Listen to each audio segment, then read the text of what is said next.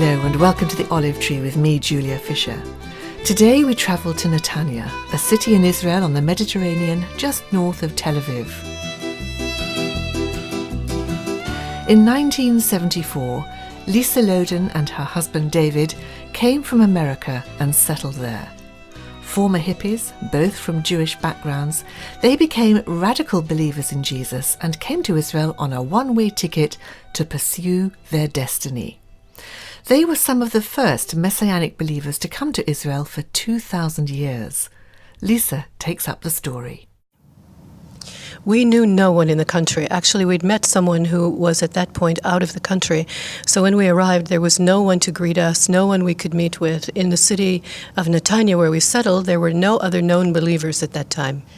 Obviously, you made contacts and slowly things began to happen until today. Just describe the situation here.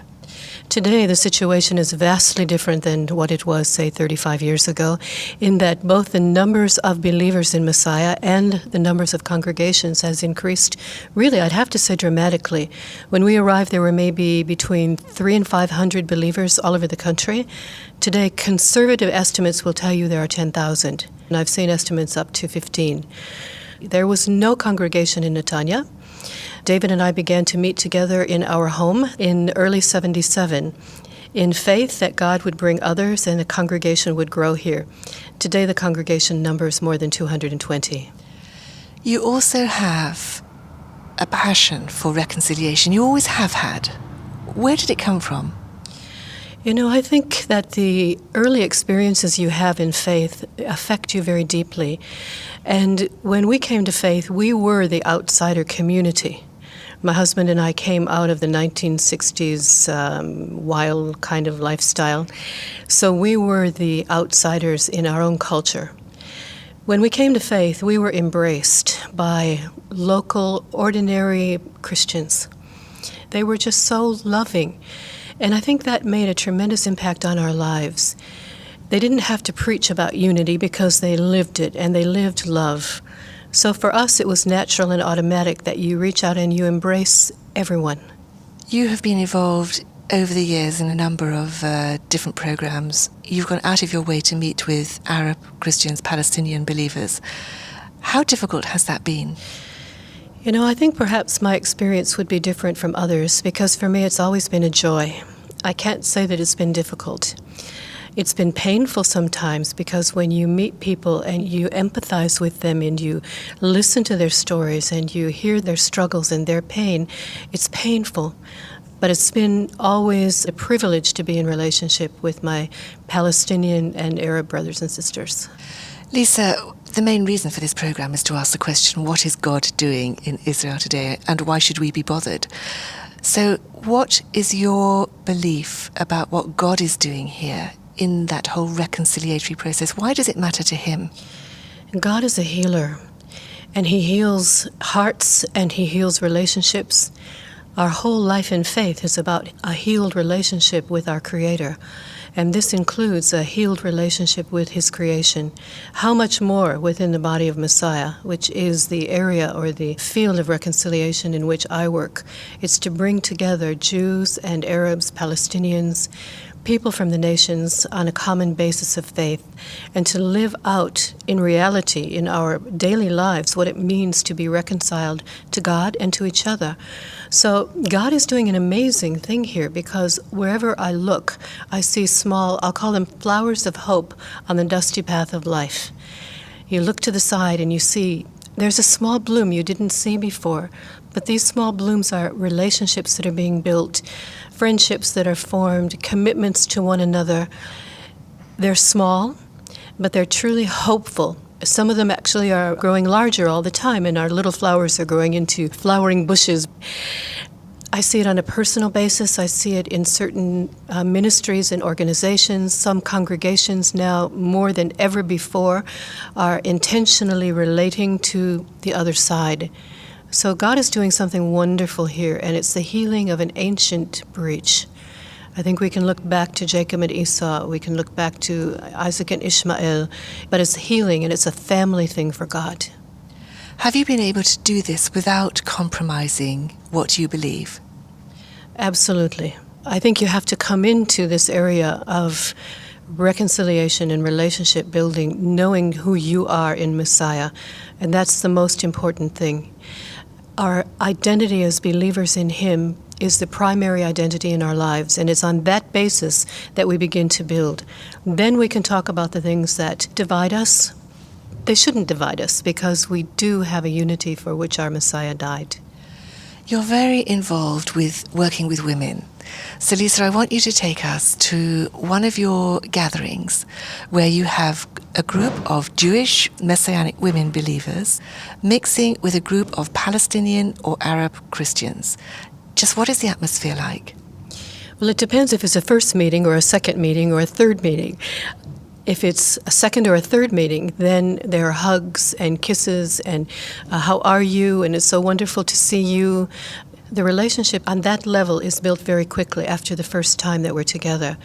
Women don't come to meetings like that unless something has already moved in their hearts to bring them there.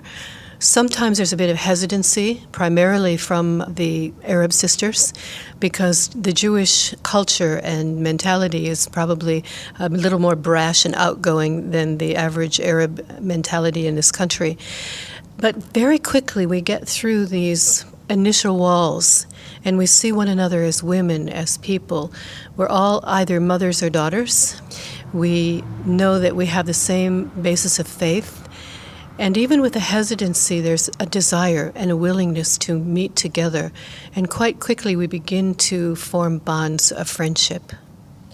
You must have incidences where people are angry, they're disappointed, they remember the wrongs from the past, on both sides. Yes, that does happen. And we've learned to listen to one another. We've learned to keep our mouths shut when someone else is speaking, to push our own natural defensiveness to the side, if you will, and to truly try to hear one another's hearts. We cannot take responsibility collectively for what our peoples have done, but we can identify with the pain that our brothers and sisters suffer, and we can be sorry for what is happening. I think that this goes a long way. When you really reach out and touch the heart of someone else, and you lay your hand on their shoulder, or you take their hand in yours, and you look in their eyes, and you can identify with their pain, and you can express your own hurt that they're hurting. So yes, when people are angry, it's harder to take their hands and put your hand on their shoulder, but listening, letting them express everything that they're feeling, and continuing under every circumstance to accept and not to reject. In another field, you are currently teaching at a seminary in Nazareth, an evangelical Bible college there. You're teaching mainly Arab students. Why have you chosen to do this? For so long, this matter of reconciliation or relationship building with Arabs and Palestinians has been in my heart. And this is an opportunity to actually live it out on a weekly basis. Every week I'm in Nazareth, and I am a Jewish woman teaching primarily Arab men. And it's been absolutely astounding. I'm responsible for leadership development, so it's spiritual leadership. God has done an amazing thing, but it's the commitment of my heart. My life has to live out what I feel and what I believe. So that's why I've chosen to invest my energies there. Just tell me a little bit about some of the men that you're teaching and their reaction to you. It's very funny. In the beginning, there was a lot of hesitation, and it was more because I was a woman than that I was Jewish. But I have to say that after the second lesson, God broke down all the barriers, and we truly love one another. These are men in middle life. They were hesitant, but God broke through every barrier, and we have a relationship of caring and love and openness, and I've walked with him now for 3 years. You're leaders, you have been leaders, you and your husband, with others here in Netanya of a congregation. As you said earlier in the program, it's now over 200 people meet here every week, both Jews and Arabs. The Jewish people have come from all over the world. You have a lot of Russian people here. What's it like? What's the atmosphere here like when you meet on Shabbat? The atmosphere is almost tangible. People come in and they say they feel love in this place. There's just a general atmosphere and spirit of acceptance, David and I, my husband, were talking about it yesterday, and I said, one of the things I really like is that people are so much who they are. There's not a standard kind of mentality here. We have very diverse people, but they're all accepted and feel comfortable. We don't have regular Arab members in this congregation, but that's due to geography and politics rather than heart's desire. But we have Arab visitors, and they also say that they feel very comfortable when they come into this congregation. Lisa, I want you now to look forward 3, 4, 5 years. What do you believe God is really doing here in the Holy Land? What should we be looking out for? You should be looking to pray for God's purposes to be established. The situation in this country is volatile, unpredictable. We do not know what is going to happen from week to week. Instability, I think, is a key word here. We also know that prayer changes things. So it's praying for God's purposes to be established, and that is that this people would be a light to the nations, a praise in the earth, that this people, Israel, and all of the inhabitants of this land would begin to be able to live together in peace, embrace one another, that God would bring repentance to the nation and people of Israel, because without repentance, there's no coming to Messiah, who is the peace that is promised for this part of the world. Lisa Loden, who with her husband David helped to establish a congregation in Israel called Beit Asaph. You're listening to The Olive Tree with me, Julia Fisher, where week by week we bring you stories from the Holy Land from both Jewish and Arab believers. The congregation in Beit Asaph is very involved in reconciliation between Arab and Jew. And this can be very costly to those involved, so that's where we can help. The Olive Tree Reconciliation Fund, a small charity based in the UK, supports needy Arab and Jewish believers.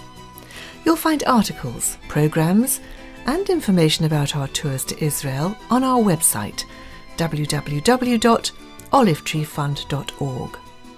If you'd like to receive our free bi-monthly newsletter, please either email inquiries@olivetreefund.org or write to me, Julia Fisher, at the Olive Tree Reconciliation Fund, P.O. Box 850, Horsham, RH12 9GA in the UK. Join me at the same time next week for another story from the Olive Tree. Until then, goodbye.